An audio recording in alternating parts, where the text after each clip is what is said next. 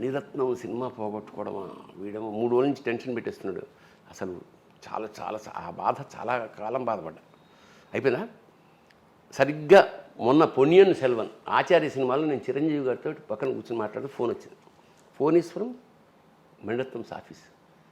నేను అసలు అన్నేళ్ళు మళ్ళీ ఏమన్నా తీరా చూస్తే mister Bharani I'm doing Ponniyin Selvan, you have to write Telugu dialogues for Das.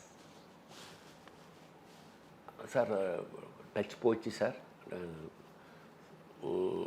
Shall I write 4-5 scenes and send you? ఎన్నా సార్ ఎన్నా పేసురుంగే, ఏంటది వచ్చేయండి అన్నాడు. కట్ చేస్తే వెళ్ళా.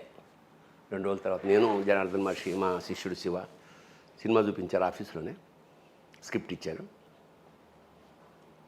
రాయమన్నాడు.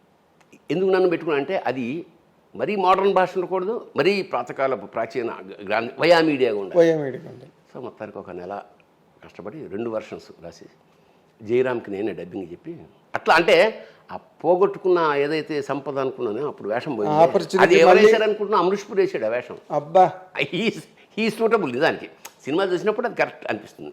అంటే క్యాలిక్యులేషన్. అప్పుడు నేనేదో అమాయకంగా నా వేషం పోయింది, కానీ వేసినవాడు మహానుభావుడు, గొప్ప వేషం, స్టాండర్డ్, మన పిల్లగాళ్ళ ఉండేవాడిని. అది కుదరదు.